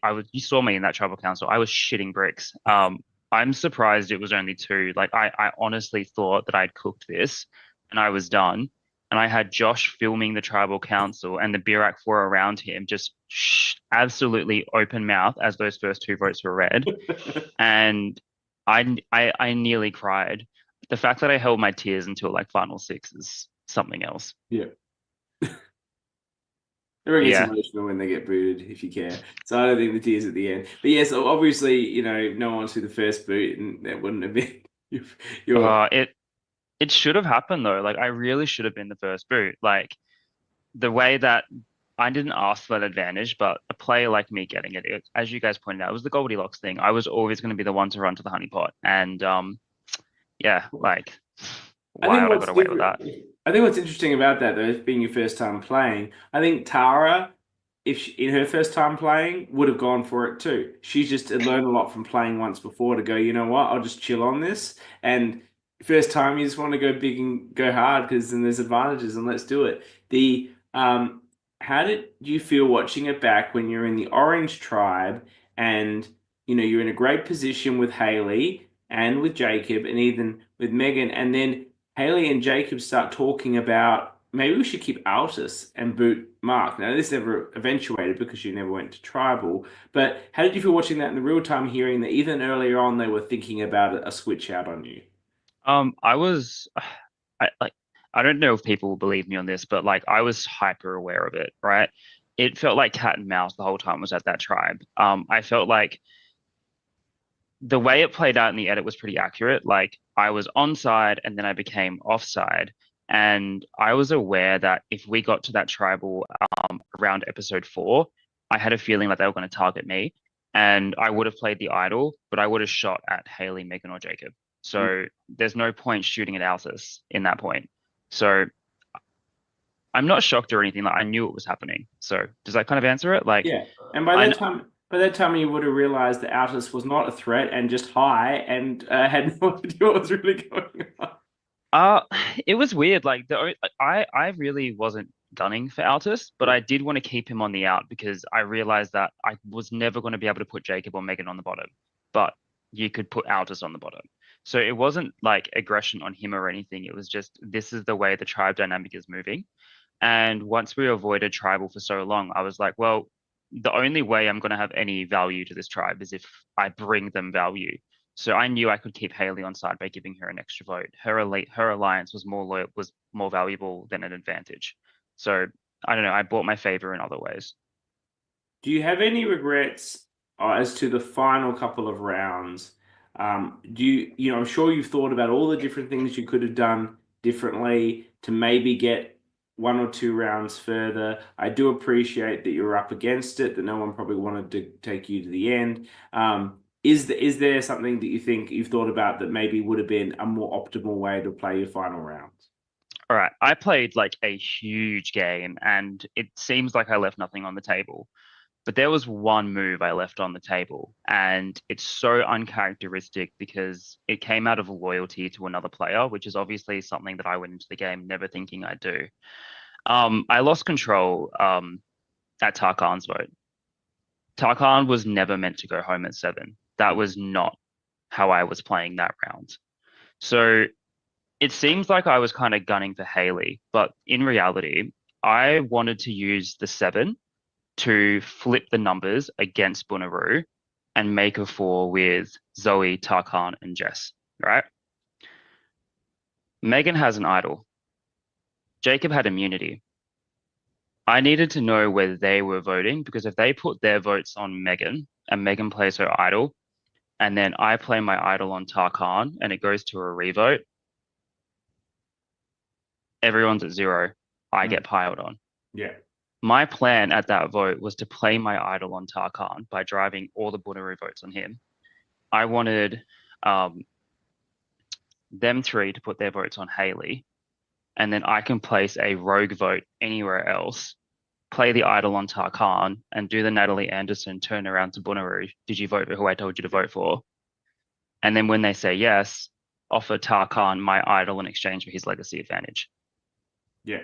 That was the move. Was the legacy advantage transferable? It was. It was interesting. Okay. So had you confirmed that with production? I hadn't had the chance to confirm it, but I know that that was a potential like risk in that plan.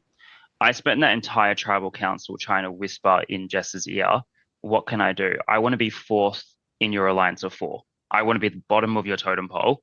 And I got buffed array the whole time. So I had to play my idol on myself, thinking that maybe they're Hail Marying, throwing votes at me, thinking that I won't play it. And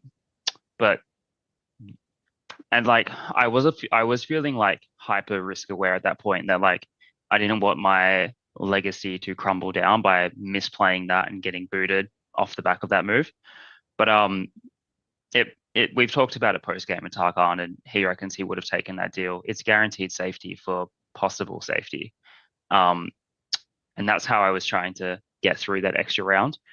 I really don't see any other way getting past 5. Like I think taking me out at 5 is the optimal play for pretty much everyone. Yeah. But that could have been like the one move I had to get past that round where I got really bullied at 6. Like the one person that wanted to work with me was Haley, and she was snatched away by Zoe at a reward. the two girls who I could have flipped the numbers on because they voted against us were either immune through immunity or had a legacy. And then I was separated from the one person I could strategize with. So yeah, like the only path I really see forward is if that gamble played off. But hindsight is a hell of a beast with this type of game, and you can't say what if for everything. The game played out how it did, and I'm pretty happy with every opportunity I had anyway. I do love this strategy that you're thinking about implementing. I think it could have been effective, but I think the one downfall that you probably had, and this probably leads to maybe the actual, like, you can't regret not doing a move like that, because I don't think you actually could have pulled it off as smart as it is. Because I don't think the girls would have gone with you, particularly Jess, probably because of the prior episode, which you've expressed some regret about in the chat. Yeah, that was not my best moment. Not happy with how I played that round. If anything, I find that harder to watch back than any other moment in the game, because it fundamentally goes against like a lot of moments in Survivor that I've had issue with, right? So it wasn't great. And I've apologized to both of those girls for that. But you're right. Like, as I said, I don't, even if my move played off at 7, I don't see myself getting any further in the game, because at that point I cut ties with anyone who wanted to potentially work with me. So while my game was fun and while my game had a lot of highs, it definitely wasn't a perfect game. It was an incredibly strong game and absolutely entertaining to watch. We certainly on the Orca Pod, but I think anyone who enjoys this community and these series really love watching people that bring it, that they're entertaining, that they're making moves, they're being interesting. And it's very hard to do that, because even more and more with these games, once upon a time, Brian and Kyle would have to get their mates to play because that's who played the game. And now, for every season they would do, or anyone else does, they get 40 to 50 plus, even more on occasion, applicants. And so, for a lot of people, this is actually their only shot. So there is a desire to play safe. You want to be in it longer. You want the experience. You want to see the whole game. You want to be relevant, and you often aren't super relevant if you get booted early. So with all those in mindset, I think those things would apply extra to you, that you could go in there and not play safe, even though you might feel that's a better strategy. You came to be a character who performed and entertained on our screen while also pulling off a number of incredibly interesting moves. It was just wonderful to watch you play. Thank you. To anyone watching who's thinking of applying, and if you do get that Hail Mary shot of playing, play big. Like, at the end of the day, you're playing for another hour out in the bush. Like, there's not that much to lose, and you'll have a greater time. The regrets is what kills you after these games, right? So put it all out there. It doesn't mean you have to do what I did, but if you see an opportunity, take it, because this is the only one you're going to get. And when it comes to regrets, prior coming in this season, I think what would have been a regret for you, and it was super fun finding this out when we did TWIOLSH 1 or 2 weeks ago, that when they had letters from home in the season 4 of Backyard, and everyone but 2 people purchased their letters, and I looked into that for quite a lot of detail last week, because I thought it could be the TWIOLSH question, who doesn't buy a letter? So I really analyzed that, and I saw that Josh didn't buy his letter. So it was super fun then to find out in the chat last week that letter was actually from you, Mark. It was. So, and I'm sure you felt incredibly miffed that he didn't spend $50 on your letter. He also wasted it, didn't get the advantage.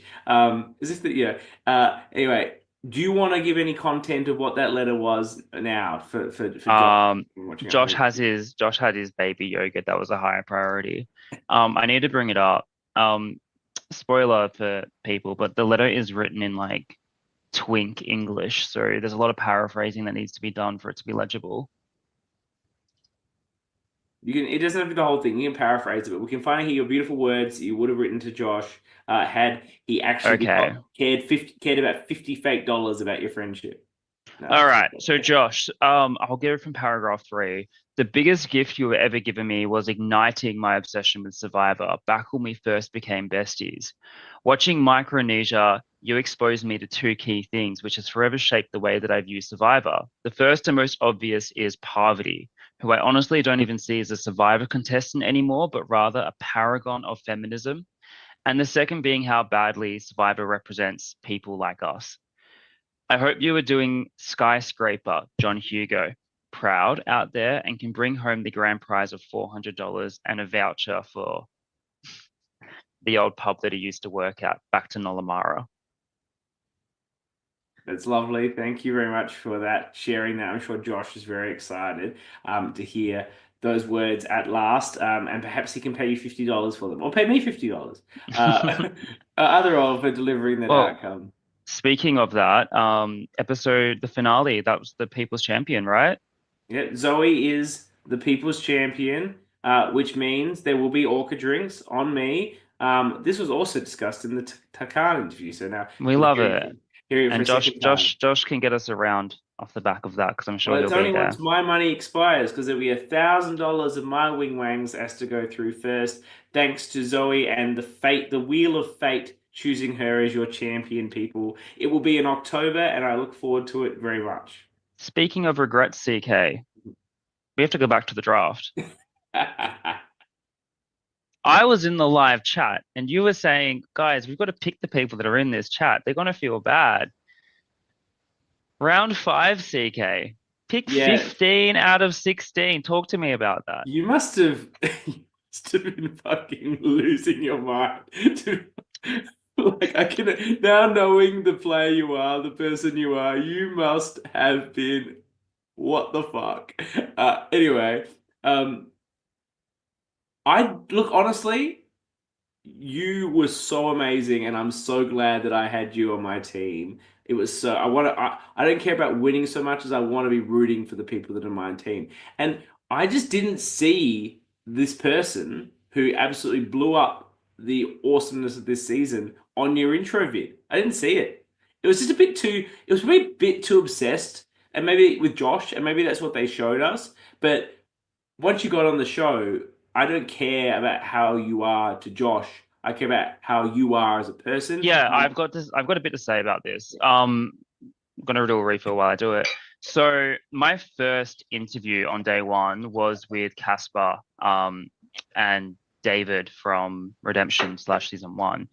And I think the first question I got asked was about Josh. And I just pulled the plug on that and said, this is my game, not Josh's. I will speak about Josh if I need to.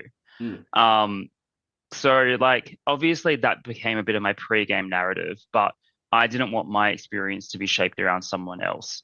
I pulled it out of the bag when it became narratively appropriate, but yeah, I fully wanted to be my own person, and I think it was fun showing like someone super obsessed and like with strategy, but not getting that kind of like dynamic color that I actually have. Like, it was a good reveal, I feel. Yeah, and I'm not saying you certainly weren't defined by Josh at all. It's just that's the way the video was, and that's probably why you got drafted there. But I'm so glad I picked you over Altus. No offense, Altus. I'm so glad you're on my team, particularly as some of my other picks were such duds. Though I do feel I have the winner, and I've felt that for a long time. Not Tommy. Tommy's no dud. We love Tommy. Tommy's a king. Tommy, I was affected by having met him in real life. You know, sometimes that can affect your decisions.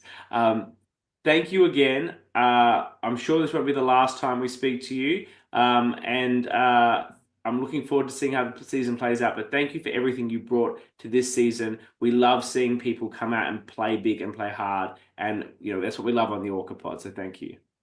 All right. Thank you very much. I'm getting the sense it's my final word. So I'll leave you guys with this.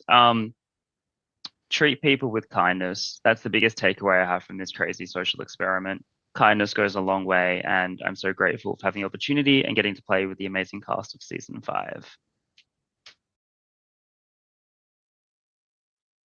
Well, that was some fantastic words from a very long interview with Marc. Before we get to TWIOLSH, I have a special guest to bring on to the Orca Pod who's going to bring a special surprise for Marc.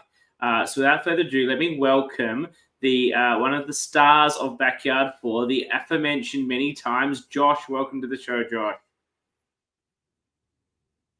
You muted. Hi. Yeah, just thought I'd make an appearance, you know, just to tarnish Marc even more.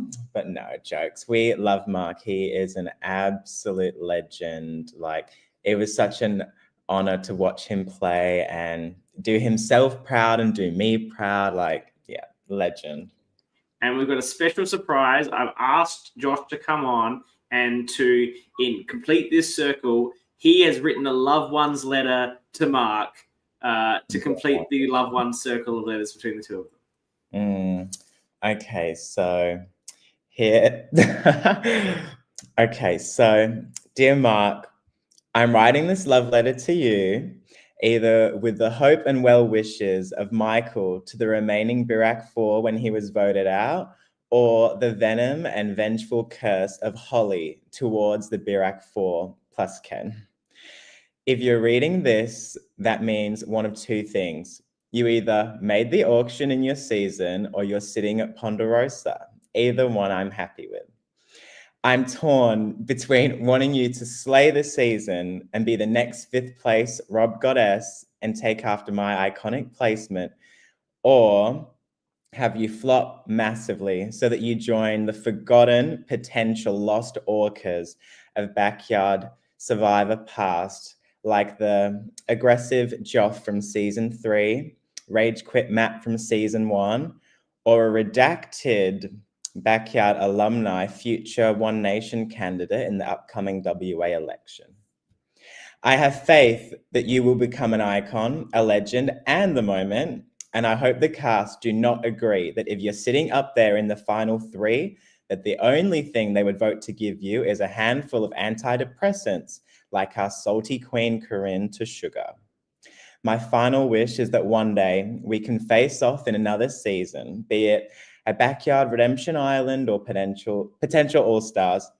May the best orca win, and you better not beat my 5th place, or I know I'll never hear the end of it. That's it. Thanks, Josh. Amazing. Thanks for coming on and joining us. I'm sure you can go now DM Marc about that special moment you just had. Thank you. He's going to be mad. Okay, thank you that. And now we'll bring back my fantastic co-host for TWIOLSH. I'm surprised you guys didn't know I'd organize that. I was like, what surprise has he done for us this time? And no, it's for his little boy Marc. I thought it was a good circle. Sugar was just everything I needed it to be. Fantastic. It was fantastic. Beautiful. Everyone loved it. All right.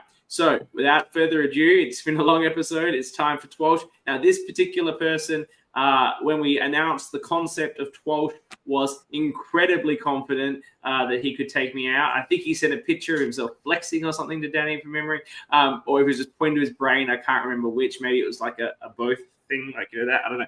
But I'm not feeling particularly hot about this episode, to be honest. I have not started the level I have, but that's no excuse. Let's bring him in. I'll be taking Dani out, sadly, and bringing in Marcus, who's coming to take me on. Welcome, Marcus. Let's go. Yeah, look, my confidence has gone down and down as I've been away from it. But how are you, CK? I'm excited to see your beautiful face. And Jules, amazing. I was going to say, I'm the one you need to suck up to, all right? I wrote the questions. Yeah. I'm firstly just representing Malviva. Shout out Malcolm from season 2. I'm repping Melbourne and I think all the buffs. Amber. And I'm repping Brizzy as well. Shout out Brisbane. And you have been a very strong member of Cruise, especially for the last couple of years. I think you've had a real impact on a lot of seasons. That's where many players know you from. So thank you for the efforts you put in to crewing all these seasons. But now let's get to the challenge to see how this goes. Boom. All right. As always, I will go over the rules. You will get a question. If you choose to answer it straight up, you get 2 points. But if you get it wrong, CK can steal. If you choose to hear the multiple choice options, CK cannot steal. But if you get it right, you'll only get 1 point. As usual, the backyard questions are mandatory. So would you like to start with season 1, 2, 3, or 4? Let's start with season 1. Fuck it. Season 1. So episode 9 of Backyard 1 was the finale. At Final Tribal Council, who was the last juror to ask a question?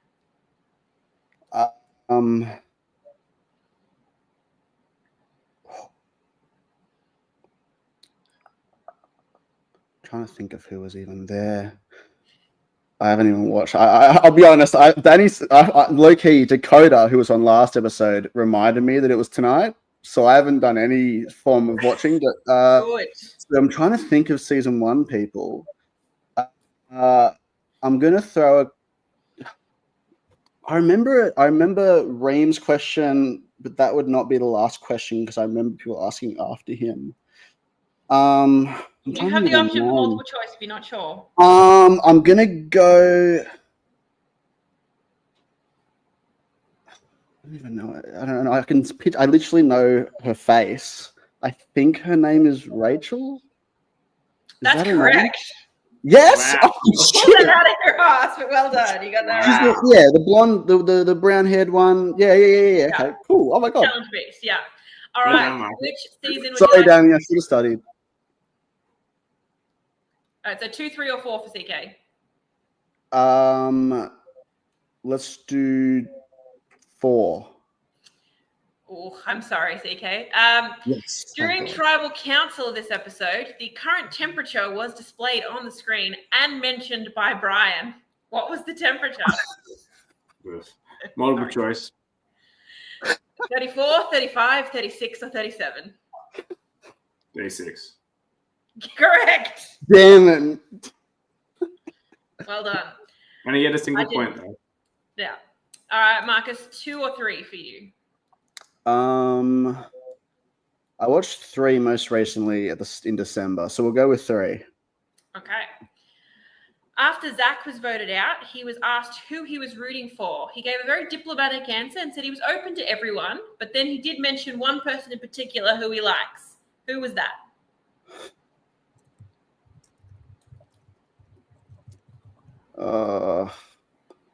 I don't know. I'm trying to think. So this would have been episode 9. This wasn't the finale, so that means it probably would have been like Zach went. So that's the one. That's the double vote episode.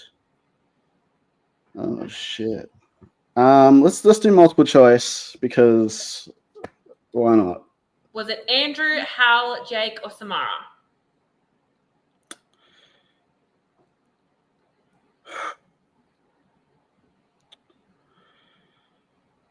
I'll go with Hal.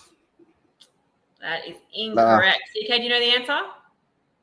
I don't, but I think he probably, from those options, it might have been Samara. He said Jake. Oh, Really? damn, it was Jake or Hal I was going with, damn it. But hey, CK got it wrong. Well, Backyard 2. So this was also the finale. At the beginning of the episode, we got the big previously on, and we got like a little bit of a background package from each of the finale members. Who was the first person to get their little package? Oh my god! Right. These are not the questions that I would ask. So come on, CK. Put it on the line. Let's go. So I tried to go no multiple choice. Go have a shot. Well, I don't know. The multiple, there's no value in the multiple choice because there's 5 people, right? So it stops Marcus from stealing. Yeah. Have a go, CK. Have a go. I'll give him the shot. Right. So obviously, I won't say all the names in case Marcus doesn't know all the names. So I do like to work through all the names, but that's not. I won't give him that advantage, but I will, in my own head, make a decision of who got the package first, and I'm going to go that they foreshadowed the outcome as editors like to do and say it was Jake. Incorrect. Marcus, steal. I don't remember all the names, I'll be honest. I know that we got my king, robbed goddess, Stephen. We got Keegan, obviously. And I'm trying to remember the rest. My thought process is it's not one of them. It's not one of them two. I feel like they would have showed them in the middle. I think Keegan was down the end, and because I don't know the other names, I'm just going to guess Stephen.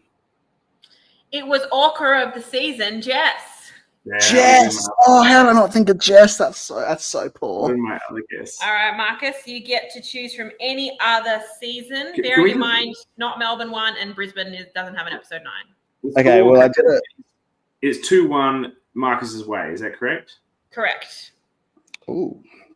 Okay, so that means for my question, I just have to get a multiple choice right and I win, or unless he gets the two No, right. if Well, you I get can multiple take a choice. tie. I'll take a tie. I'm gonna go with the one that I did the most study for, as in I did a whole podcast on it. I'm gonna do Canberra, the most recent Canberra. Okay, so episode 9, we had touchy subjects. What was the only question where Loz was the only correct answer? So to clarify, there was a question where she was a Most joint deserving, of. just like to win. Yeah.